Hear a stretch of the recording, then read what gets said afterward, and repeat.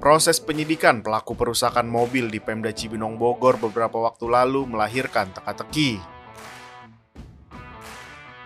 Hal ini berkaitan dengan klaim penyakit kejiwaan skizofrenia yang dijadikan alasan oleh tersangka Valdi Valentino untuk lepas dari upaya penahanan sebagaimana disampaikan Kasat Reskrim Polres Bogor, AKP Teguh Kumara, kepada Forum Keadilan pekan lalu. Teka-teki tersebut bersumber dari penelusuran Forum Keadilan ke Rumah Sakit Jiwa Marzuki Mahdi, tempat di mana Valdi Valentino diobservasi sesudah penangkapan. Hasilnya sungguh mengejutkan. Pihak rumah sakit meragukan sakit skizofrenia Valdi Valentino karena memang tidak pernah diobservasi. Dilalahnya, Polres Bogor menurut rumah sakit tidak pernah berkoordinasi iwal status hukum Valdi Valentino sebagaimana SOP pemeriksaan terhadap seseorang yang tersangkut kasus pidana. Ada apa? Yang pertama ya tadi dia datang tanggal 7 bulan April. Tapi datang malam hari. Kemudian APK tuh pulang di atas permintaan yang bawa lah. Yang bawa tuh nggak tahu keluarga, nggak tahu siapa, ya saya belum cek. Oh, 18 April juga ya, 18 April. Dia datang lagi. Terakhir tanggal 2. Berarti dia pertama nih kan datang tanggal 7 tanggal 7 APK. Kemudian datang tanggal 8. Tanggal 8 itu dia masuk kedua poli dokter. Saya nggak tahu kenapa. Nah, kemudian datang lagi tanggal 18. Terus kemudian datang lagi tanggal 2. Datang lagi tanggal 2 Mei ya. Tanggal 2 Mei, betul. Semuanya poli rawat jalan. Poli rawat jalan. Tadi kan bilangnya 3 minggu ya? Iya. Nah, kalau rawat jalan, rawat inap bukan, tapi rawat jalan dengan 3 kali kedatangan, tanggal 8, 18, tanggal 2. Rawat jalan itu berarti dia gimana itu Pak? Iya, biasa aja kayak pasien-pasien yang lain, datang konsultasi dengan dokter spesialis. Jadi rawat biasa, maksudnya rawat jalan biasa. Berarti memang tidak ada visum. Untuk visum ya Pak? Biasanya kalau untuk pelaku tindak pidana ya, biasanya ya harusnya visum. Bukan ke rawat jalan. Kalau ke rawat jalan ya selain kayak pasien-pasien yang lain ya. Kalau memang yang dibawa polisi atau keluarga, misalnya datang ke sini mengklarifikasi bahwa suratnya yang dikeluarkan oleh kami akan sampaikan. Tapi kalau dari kepolisian nggak ada koordinasi juga sama Bapak? Sampai saat ini sih nggak ada. Untuk yang ini nggak ada. Saya juga baru tahu soalnya. Surat itu aja sih ya, tanggal 17. Kami tahunya ada surat aja tanggal 17. 17 bulan April. Itu surat dari siapa dan apa gitu? Surat apa itu? Kalau suratnya dari Polres. Dari Polres Kabupaten bermohon untuk minta hasil observasi. Tapi biasanya kami tidak bisa mengeluarkan hasil observasi. Sekalipun dirawat. Kenapa itu Pak? Ya karena memang ada Permenkesnya. Ada peraturannya. Kalau permintaan surat-surat keterangan, diagnosa tanpa melalui visum,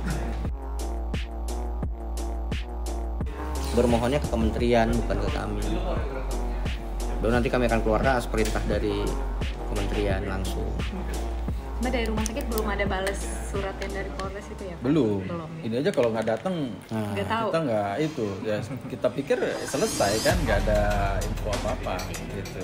Nggak ada keterkaitannya dengan hal-hal yang terjadi di luar. Surat itu sudah masuk, cuma ya nggak ada yang harus kita. Karena kan ini suratnya sedang menjalani perawatan observasi. Ya, dia terdaftarnya pasien biasa, bukan observasi.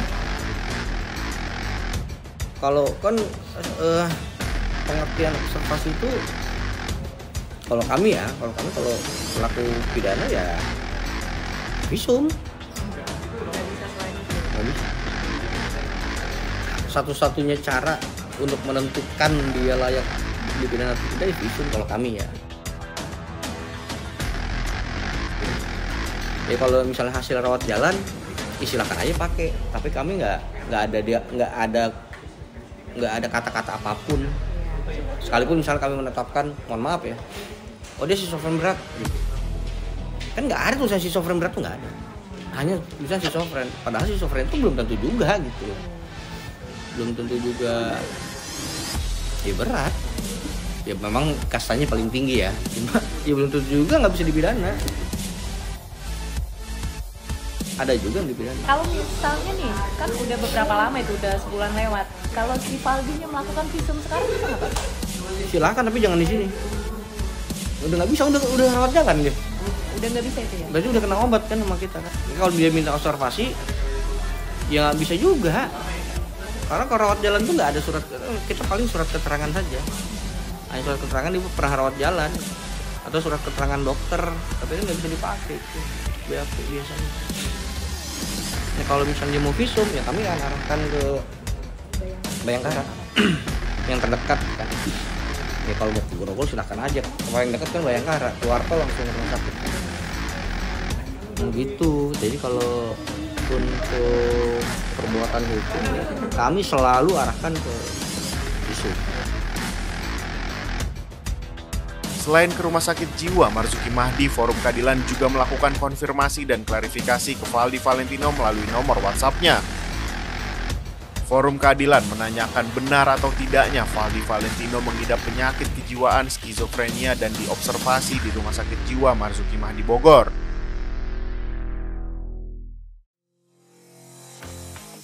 Forum Keadilan juga sempat mengonfirmasi jenis gangguan jiwa skizofrenia apa yang diderita Valdi Valentino dan sejak kapan ia mengidap penyakit tersebut.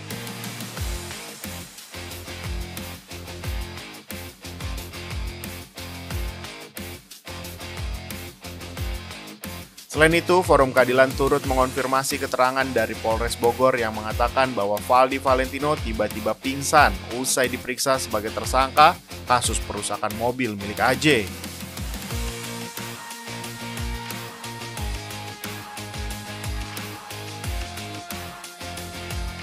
Sebagaimana diketahui, pasal 44 KUHP menyebut orang yang melakukan tindak pidana tidak pernah dipertanggungkan kepadanya karena jiwanya cacat dalam pertumbuhan atau terganggu karena penyakit.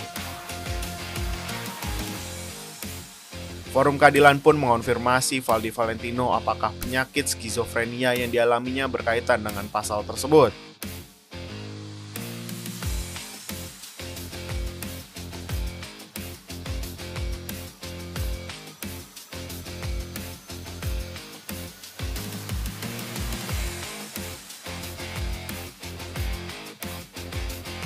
Namun Valdi Valentino sama sekali tidak merespon. Sebelumnya, Kasat Reskrim Polres Bogor AKP Teguh Kumara mengatakan kendala penahanan Valdi Valentino dikarenakan masih mengidap skizofrenia. Kita sudah mengirim surat ke Rumah Sakit Jiwa Marzuki Mahdi dan masih belum, sampai sekarang kan masih menunggu konfirmasi dan pembalasan dari surat itu. Informasi sekarang sudah rawat jalan. Cuman untuk kami melakukan tindakan penahanan terhadap yang bersangkutan, kami butuh konfirmasi dari yang berwenang lah, yang ahli. Kendalanya itu sih sampai sekarang itu kendala penahanan ya. Tapi proses tetap berlanjut. Pemberkasan kita tetap ya. Ada informasi. Kita sudah bersurat untuk minta informasi. Nanti kalau sudah ada balasan bahwa yang bersangkutan sudah sembuh, lalu kita akan koordinasi lagi ke rumah sakit, untuk koordinasi dengan status kesehatannya dia terakhir setelah observasi di rumah sakit bisa atau enggak penahanan terhadap bersangkutan.